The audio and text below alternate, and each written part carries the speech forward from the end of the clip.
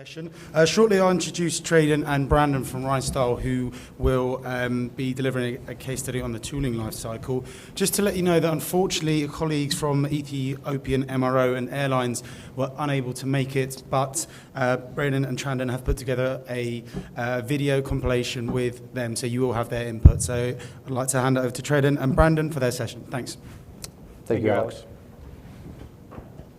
So welcome to Ethiopian Airlines case study of the tooling lifecycle. My name is Traden Chase. I'm the Rhinestahl CTS Technical Program Manager for GE Large Commercial Engines. So I handle solutions for MROs and airlines dealing with the GP 7200, which is on the Airbus A380, it's one of the engine options. The GE 90, which is on the 777. The GE 9X on the 777X. And also the GNX 2B on the 747-8, and GNX 1B on the 787, which is what we're going to be discussing today with Ethiopian Airlines.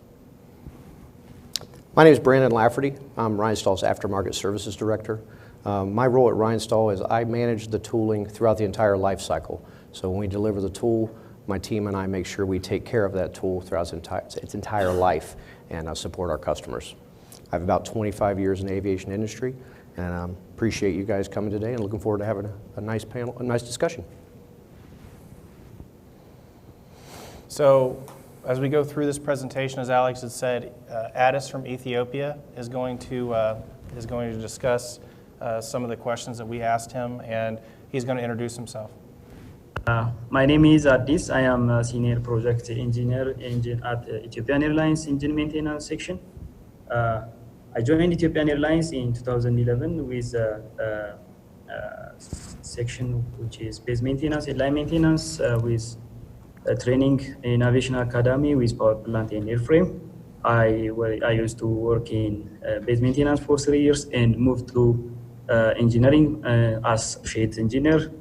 And since then, I've been working in different sections. Now I am working on GENX and CFM 56-7B project capability development programs, which go through tooling requirements, machineries, training requirement, and repair and overhaul processes to be approved by regulatory bodies. So that section handles special projects of engines capability development, which is now I am currently working. So what is the tooling life cycle? So this is my 24th year in aviation. And when I started in MROs back 24 years ago, didn't really give much thought to the tooling life cycle. I'd go up to the tool room and I would check out a tool and go about my daily tasks. But then as I moved up into program and project management, it became very important to not miss a tool, to make sure we have the right tools calibrated and ready to go for use for the technicians. So to come up with the tooling life cycle, we first start with an evaluation phase. In the evaluation phase, it's actually the evaluation of the MRO, of the airline that we're working with. So we'll go in and actually look at the facility itself and check out their current processes if it's an existing facility, or learn about their future processes if it's a green facility. And once we learn about the processes, we'll then dive into their actual facility equipment and how we're going to actually help them lay out their shop. After evaluation, we go into configure, and in configure, we learn exactly what work scopes the MRO or airline will be working on. So then we actually go in and help them configure a tool list that is the right size tool list for them to use. And then we continue on the life cycle with delivery and setup. So we'll go on site once the tools are delivered, we'll help receive them in, and we'll help set them up and actually put them in their proper storage locations. So once you've got your tooling evaluation, you've got the proper configuration, your tool crib and your shop is properly set up, it's vitally important that you monitor and track those tools, because oftentimes monitoring and tracking for calibration is reactive. It's imperative that you're proactive in this process. So we come in, we set up a monitoring and a tracking system so you know ahead of time what tools are due calibration, the life expectancy of that tool, the usage data, all of those things that help you forecast and manage your tooling just as you would an aircraft part, an airframe part, or an engine part. Once you get that in place, it's also important that you have a timely and reliable repair and upgrade source. Tools, very similar to any airframe or engine part, are constantly under review for obsolescence, cancellation. You have to keep those tools properly upgraded, properly inspected, and ready to use at all times. Because without that tool, you simply cannot do your job. And with this tooling life cycle, it actually affects airframe, component, landing gear, and engine MROs. So in the very beginning phases of this presentation, this goes out to all MROs. And so also, it's not just a one-time purchase. It's actually a complete cycle that keeps your tools in proper performance and also proper compliance. So as a technical group at Rhinestahl, we actually took a step back to actually determine this life cycle. We utilized our experience and our depth to come up with some questions that we asked ourselves that we've actually experienced over our careers. And so whether you have the right work scopes to do the job, there's nothing worse than going up to the tool room and not actually having the tool.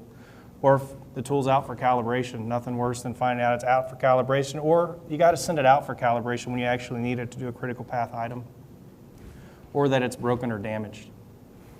So as we go through these slides, folks, these are questions that we've come up with that we try to answer in preparation to take care of our customers. As you look at these questions and as we go through these slides, please think of any additional questions you may have about this process or related tooling questions. And at the end, we'll have a nice Q&A session. Hopefully we can get some good dialogue going. So we've asked Addis to explain their current capabilities at Ethiopian Airlines. So Ethiopian has a wide MRO capabilities from the line maintenance, base maintenance, and engine maintenance, and component maintenance, and avionics maintenance, and it's approved by Ethiopian Civil Aviation Authority, the FAA, and EASA, who controls this MRO actually.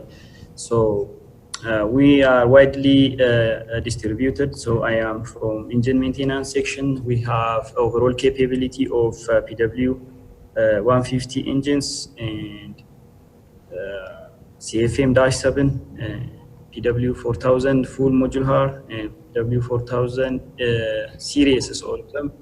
PW 2000 full modular. GNX is on progress now as phase 1 and phase 2. So the phase 1 is combustor quick turn, which is currently developed. Now the phase 2 is performance restoration. It's already under development. So Ethiopian engine shop is wide. It has 7 customers in Africa to deliver engine overhaul services. And widely we support our fleets, more than 110 aircrafts currently in operation in Ethiopian fleet. So to add to what Addis said, Ethiopian Airlines has FAA approved 145 repair station, been such since 1968. They are the first in Africa to do the module level removal installation on GEnx engines, GEnx 1B. And they are also the first to do the combustor quick turn work scope. And what I really want to highlight that I really see is very incredible over in Ethiopia is Ethiopia has a maintenance school that they, anyone in Ethiopia that wants to go to that school to become an aircraft technician, they will evaluate you and put you through that school. As in Addis's bio, he came through that school as a power plant and airframe technician. And so on my many trips over to Ethiopia and working with Ethiopian Airlines, I would always see an influx of new talent. And that new talent is working with existing talent. So the really talent strain that we feel over the MRO industry, Ethiopians kind of figured it out and has a little secret sauce. Good. So we've asked Addis to come up with the shop. How does Ethiopia go about shop setup for new capability?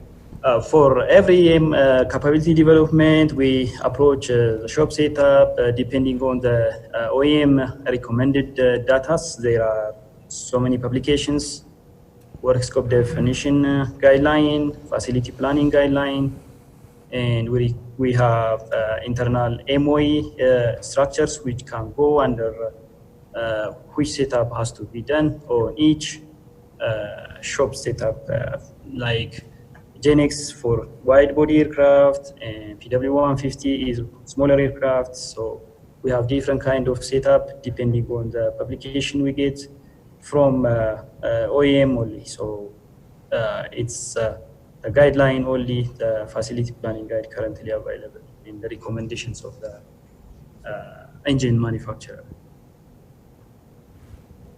So evaluate. So this is now getting into where we've went to Ethiopian Airlines and we're going to evaluate their shop. So we went to Ethiopia, we walked their shop, their current processes, and followed an engine being disassembled. And we followed it through going from the engine disassembly area to the clean and inspect area, and then on into piece part and overhaul. And through that walk, we've determined to see exactly how they currently do their processes so that when we go to set up their GNX shop, we'll follow those same processes. So then we also analyze the repair station manual just to make sure what we're going to do there is going to fall underneath their current guidelines and systems. So we've done this process, and then we go and we review the facility equipment of the shop. So we're looking at the cleaning line, make sure it's big enough to handle the actual GNX engine because they're currently doing smaller engine CFM. We're looking at their inspection tooling that they utilize, the machinery that they use, the balance and grind equipment that they're utilizing. And so once we review all this equipment with them, we go through and we make recommendations off of that. We're able to do that because we work closely with GE. We worked and have helped GE set up their entire MRO network, actually. So using their, what Addis has said, the planning guide, we've used that several times. And so that's how we're able to do that with Ethiopian Airlines. And then once we've reviewed the facility, then we go and we say, okay, where are we going to set up this MRO shop at? And so they take me to an area that is of an engine storage, basically, at the time. And so we looked at the ceiling height, and we looked at the crane that's actually in that area, and the ceiling height and the crane would work. So then we actually took the engines out, and we started laying it out and mapping it out. And so what we ended up doing at that point is getting with GE FSC, which is Field Service Engineer Nate Woods, who works intimately with Ethiopian, and we learned of their removal plan. So we learned how many engines were going to come off wing at what time, and so we initially set up the shop to be a one-whip shop, just due to the amount of engines that are coming off, which means one engine and work at a time. And then we also learned that over the next couple of years, it was going to be growing from one whip to a three-whip shop. And so what we ended up doing is we set up 4 disassembly and assembly bays to accommodate for that future expansion. And knowing that Ethiopia had just placed an order for 10 more 787s, then we knew that expansion was going to keep ramping up, so we gave them an extra bay.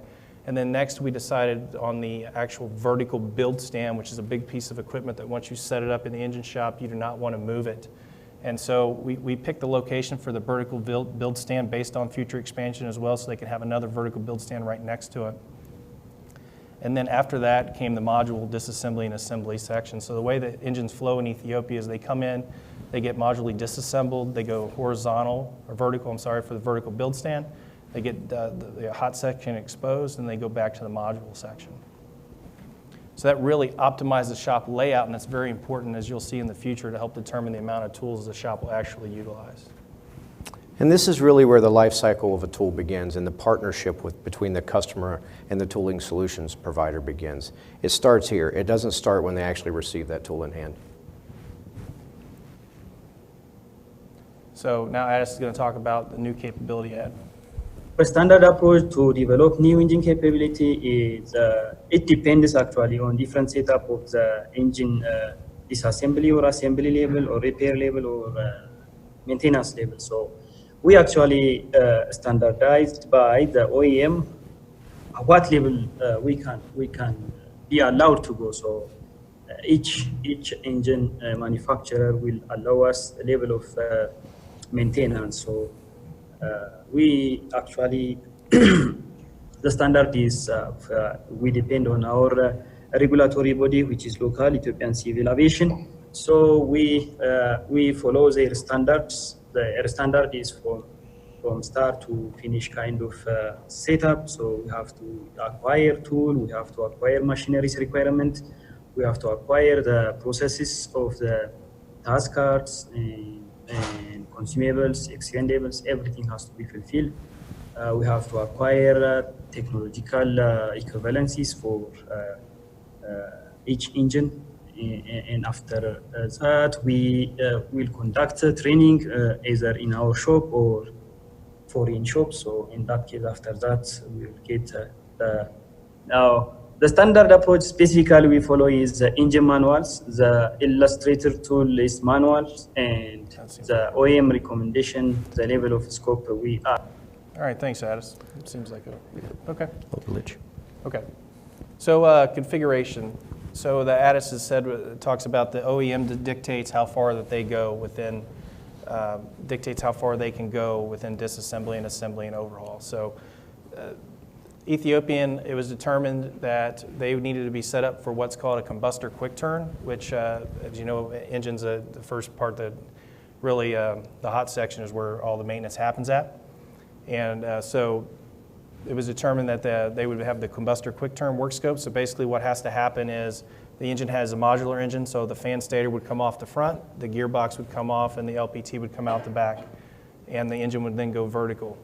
So in order to do that, they have to have a full complement of module tools. And the reason why this is very important, and we get some pushback sometimes, is because you have to have the complete module suite, because if you're doing visual inspections as you expose different elements of the engine.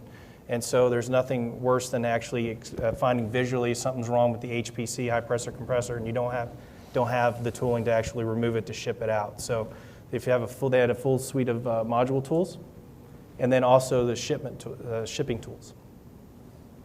And the way the engine manual is very hard to follow sometimes because it has its own life cycle. So it's very, very hard to follow the manual whenever it starts out and you review the manual and you have you have the same base number, different configurations, and you're not exactly sure which tool you actually need. You also have tools that have different tool numbers with the same nomenclature, and you also have alternate procedures for doing things. And the reason why that's still left in there is because different shops are able to use different tooling and also use different procedures to go about that. So the engine manual is very hard to follow, so that's why we broke out the list for them the way we did. And then also the quantity of tools based on, I've already described the shop and how it flows. Determine the quantity is also based upon the whip. And we look at long use and short use tooling. Some fixtures are very long use, and so you may need multiple tools for that. And also, like I said earlier, optimizing the shop layout can actually dictate the quantity of tools. So how does Ethiopian go about planning training? We prepare training on site or at the engine manufacturer site after we develop specific work scope and what level of disassembly they go. So in that case, we manage training after fulfilling every requirement of tools, machineries, and processes. So we get into the setup. So now the tools have been delivered, and during some of the configuration phases, we also identify tools that require calibration. We've defined tools that require load tests, and we also we define tools that require different power requirements, whether it be hydraulic, pneumatic, or electrical. And throughout the shop setup phase, we'll set the power up at the specific location that the tool is utilized. So once we've set those tools up, we also go with proper storage and location. So we know the weight and the dimensions of the tools. So we know whether they're stored on shelves or whether they're stored on the floor. You might need a special fixture to store the tool. And so we've set the shop up to where they're actually going to go off of the shelf right where they're utilized. So they've got optimized the shop setup. Once the tooling is set up, we get in now into the tool familiarization training where we work. GE comes in and we'll do the actual training of the engine itself, the disassembly and assembly of the engine. And then we work hand in hand with General Electric with the technicians to actually make sure they're familiar with the tools, know their tool use, and go through the technical data sheets with them, the tools. And then at the very end, we help develop planning for their calibration and load tests, because whenever they're doing critical path items, there's nothing worse than having that tool that's not ready to be utilized. And so we'll sit down and look at their shop forecast and determine what would be a good time to send that tool out for calibration, or maybe If it's a long lead time calibration tool, we might recommend that they have an additional tool.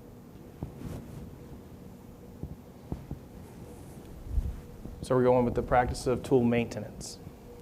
The best practice we followed is we followed on engine maintenance manuals, technical data sheets from the tooling list, and from regulatory requirements, and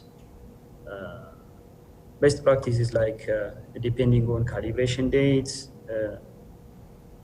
inspection, load test, which is maintained periodically. So we have our system, which is called Maintenix, which follows each practice of implementing, repairing, and calibrating each tools.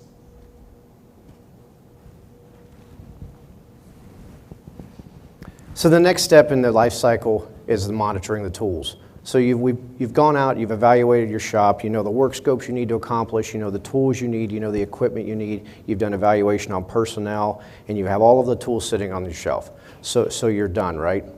No, absolutely not. And we hear from customers time and time again that you get to this point in the life cycle, and then the assumption is that that tool will always be there and will always be on the shelf ready to go. So if you've got to implement a proper tracking, you want to know where the tool is and who's using it. You want to know the calibrations, the usage data. You want to be able to manage your parts and your rotables and your consumable materials. And then last but certainly not least, you have to constantly evaluate your work scopes. Work scopes change on engines. Work scopes change on airframes. That drives unique tools. That drives changes to tools, and that drives new tools. The monitor portion of this is vitally important because as airframe MROs, engine MROs focus on doing their job, with the assumption that that tool is always going to be there, if you don't have a proper monitor and control phase in place, that tool may not be there. So you partner with a solutions provider, you work with the customer, and you make sure you make that plan robust, because the last thing you want is to reach for that tool and it not be ready. How do they, are they a reactive or proactive tooling maintenance? Currently, we are mostly dependent on a reactive process. We depend on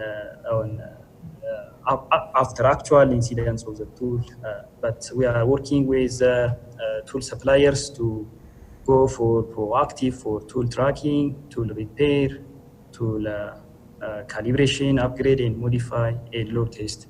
So we are working to go from reactive to proactive. That's the main challenge we have currently in our shop.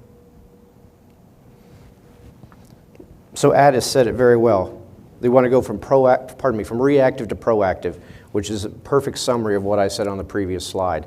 So you've got to be proactive in your monitoring phase. So now you've got this great monitoring process set up. You know when your tools are due for calibration, you know when they're due for load test, and based upon the usage data, you can even put some analytics into this and determine at what point that tool may require a refurb or a replacement. So once that's there, when you need to get these tools inspected, repaired, upgraded, refurbished, etc., you have to have a tooling-specific supply chain in place with a tooling solutions provider. Addis mentioned earlier, he mentioned technical data sheets. For the customer picks up a technical data sheet on a tool, you may assume that you can repair that tool or refurbish that tool based upon the technical data sheet. That's many times, 90% of the time, that's a bad assumption. You want to have a tooling solutions provider, someone you can rely on, the technical program managers like Traden. You need someone to help you through that process. Because again, if that tool's not on the shelf because it's broken, you simply can't do your job.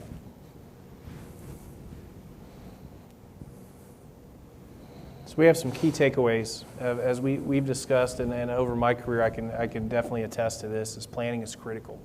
Planning is critical, maintaining the tooling life cycle, but it's really critical to stay on top of it, to keep your technicians, it's all about billable hours and throughput, right? So it's very important to make sure you have a tooling program in place and you plan for it. So also, it's a very complex process. If you've seen it when describing the engine manual, it's a very complex process to walk through and try to tackle yourselves at sometimes. And so it's always good to be able to have a resource to be able to go to and reach out to. And then also, I saw this in Ethiopia a lot, walking through their shop. They love it whenever I come there. They gain all sorts of confidence. So you go out and you put hands on the tool with them, and you walk them through the process of the tool familiarization and the actual work scopes themselves, and they just building that confidence within them to be able to do their daily job. So I love what Ethiopian Airlines said. Working with Rhinestahl is more than a buyer-seller relationship. It's a partnership. And that's kind of how we started off this discussion and on Ethiopia in this case study. MROs, tooling solutions providers, you form that partnership so you always have the right tool at the right time. Bye, nice talking to you. It's from Addis Ababa, Ethiopia. So we'd like to open it up to any Q&A, any questions you might have. We often change the tooling designs a lot of times for productivity improvements, or sometimes for safety or quality of engine hardware. Can you explain how you work with the shops to make sure that they always have the latest and best tools? Yeah, that's a great question. So we at Rhinestahl, we are pretty much, I'd say, embedded with GE, where I have weekly meetings, if not daily, sometime meetings with GE to learn about the tooling changes and when they're happening. And then what we'll do is we'll utilize our system to know exactly who owns that tool and that it is changing, and be able to reach out to the customer to let them know the tool is changing, why it's changing, because sometimes it's an issue with personnel got hurt or hardware got damaged, and right away you need to inform the customer to say, hey, we got to stop using this tool. There's going to be a new tool designed and developed. Sometimes it's an improvement, and so we'll notify the customer what the improvement is and why it was actually designed for the improvement, and it'd be on the customer to then decide that they want to take that improvement, because that's definitely an investment on their part. So that's how we're kind of proactive in reaching out once we learn of, and then also going in to add further to that, if we currently have something that's going through and being fabricated, manufactured, we'll put a stop to that tool, and we'll make sure that we only provide the right tool, the correct tool. So we'll stop it in the production process and notify the customer that we've put a hold on it and why. Thanks, John. Yeah. You mentioned compliance a couple of times. Can you talk a little about you mentioned compliance several times. Can you talk a little about liability and maybe some real-life examples of when non-conforming or tools that were out of calibration were used? So from a compliance perspective, by the way, thanks, Mike. From a compliance perspective, we always help our customers notify them very early. Just like the previous question, we send out advanced notifications. So if that tool is obsolete or canceled, we want to make sure that customer knows that for safety purposes and liability purposes. In many cases, shops are approved by the FAA. So if a shop knowingly purchases a tool that's not from an approved OEM provider, that's a liability that they take on themselves. I personally don't have any examples that I could tell you off the top of my head where a non-compliant tool has been damaged or broken and caused injury, but we know it's out there in the industry, and that's one of the reasons that GE and the other OEMs are constantly evaluating the drawings, performing updates and upgrades when they should. And that's also why General Electric and other OEMs license tooling solutions providers, because those tooling solutions providers make sure that the tools that go out the door are compliant and are to the quality specs and are to the most recent and latest and greatest configuration. Thanks. Thanks.